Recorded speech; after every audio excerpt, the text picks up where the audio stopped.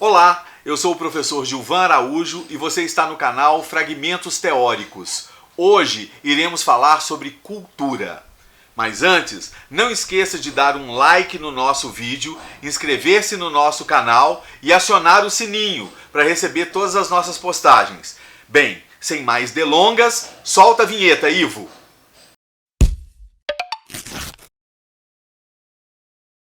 Quando uma pessoa lhe diz que tem cultura, qual a primeira ideia que lhe vem à cabeça?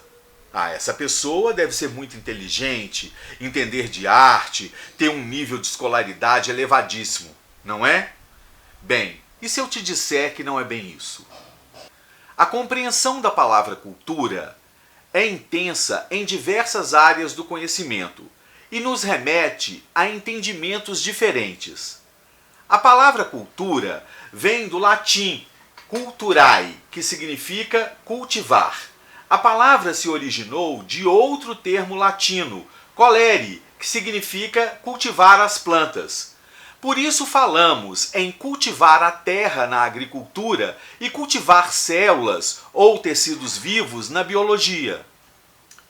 No entanto, na antropologia, que por excelência é a área de debate sobre essa questão, o significado de cultura é um conjunto de aspectos que caracterizam o modo de vida de determinada sociedade. Esses aspectos podem ser a língua, a religião, as normas, os valores, as crenças, as formas de se vestir e os hábitos alimentares, por exemplo. Dessa forma, podemos entender que a cultura também é uma maneira de cultivarmos as nossas mentes e a vida em sociedade. O conceito de cultura foi sistematizado pela primeira vez pelo antropólogo inglês evolucionista Edward Burner Tyler, que considerava a cultura como um processo de evolução natural. Em seu livro Cultura Primitiva, de 1871, Tyler explica que a diversidade cultural é o resultado da desigualdade de estágios existentes no processo de evolução. Outros antropólogos do século XIX, como Lewis Henry Morgan e James Frazer, também pautavam as suas discussões a partir do darwinismo social, ou seja, a partir da ideia de que a sociedade europeia era a mais evoluída de todas. O antropólogo moderno, o alemão Franz Boas, dizia que a cultura de cada sociedade deve ser entendida a partir da história particular de cada uma. Ou seja, não são os aspectos psicológicos e biológicos que determinam a cultura, mas os diferentes eventos históricos que cada sociedade enfrentou. Apesar da insistência de uma ideia que considerasse todas as culturas dignas e de igual valor, mesmo com diferentes manifestações, o chamado relativismo cultural só ganhou força sobre o pensamento evolucionista na antropologia a partir de 1950. Após os genocídios cometidos pela Alemanha nazista e a Itália fascista durante a Segunda Guerra Mundial, justificado por essa ideia de hierarquia cultural baseada em diferenças genéticas entre os seres humanos, cientistas de diversas áreas se reuniram em Paris sob a coordenação da Unesco e criaram uma declaração que criticava a ideia de que os aspectos biológicos e psicológicos herdados determinavam a cultura de uma sociedade.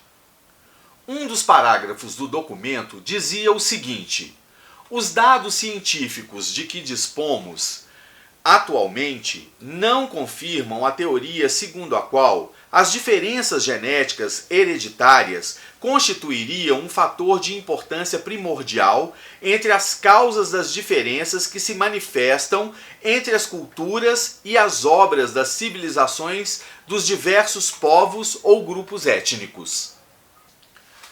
A partir daí, as definições dos estudiosos do comportamento humano passou a ser a de que não podemos explicar os atos culturais de um povo em função de suas características biológicas ou psicológicas herdadas de seus ancestrais.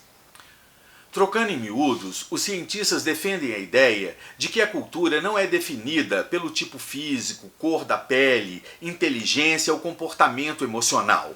Aliás, sobre esse aspecto do comportamento emocional, é importante que se diga que não é correto afirmar que exista uma cultura feminina e outra masculina. A antropóloga norte-americana Margaret Mead apresenta os resultados de sua pesquisa realizada na Nova Guiné sobre o comportamento de homens e mulheres de 3 tribos diferentes, mas que compartilham uma organização social semelhante: os Arapeixes, os Mundugumor e os Tixambuli. Em seu livro Sexo e Temperamento, de 1935, onde apresenta os resultados de sua pesquisa, Mead concluiu que a cultura não estabelece um padrão sentimental diferente para homens e mulheres, e que o instinto é algo construído culturalmente dentro de cada sociedade. A ideia de um instinto materno ou de um instinto sexual, diz a antropóloga, é encoberto por padrões culturais que os motivam, dando a sensação de que tais comportamentos são estabelecidos por uma determinação genética, o que não é verdade, pois se esses instintos fossem assim determinados, toda a sociedade agiria da mesma forma diante das mesmas situações. Como também não é totalmente verdadeira a ideia desenvolvida por geógrafos do século XIX e início do século XX de que as diferenças do ambiente físico condicionam a diversidade cultural, o chamado determinismo geográfico.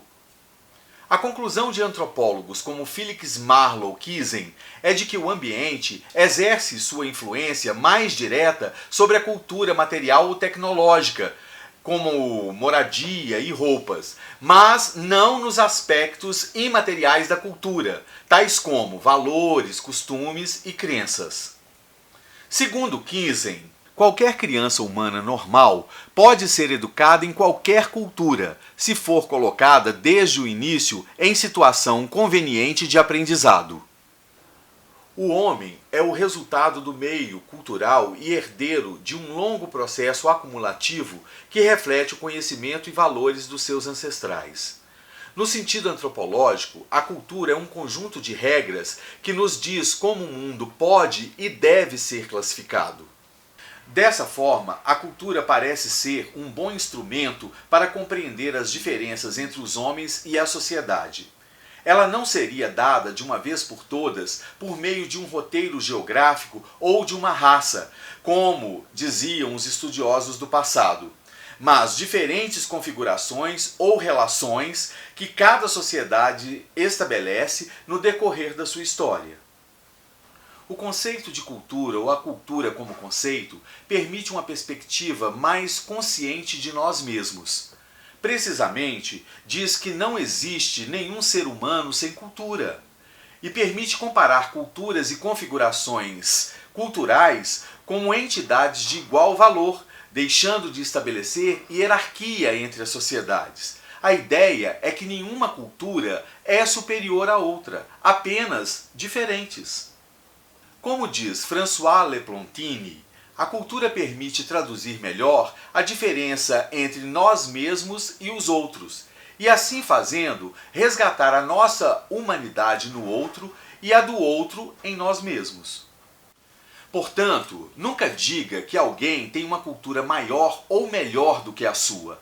Todos nós temos cultura, expressa em nossos comportamentos e costumes, um acúmulo de experiência que temos durante nossa vida, e todas as culturas têm valor. Bem, um forte abraço, eu espero por você em nosso próximo fragmento teórico.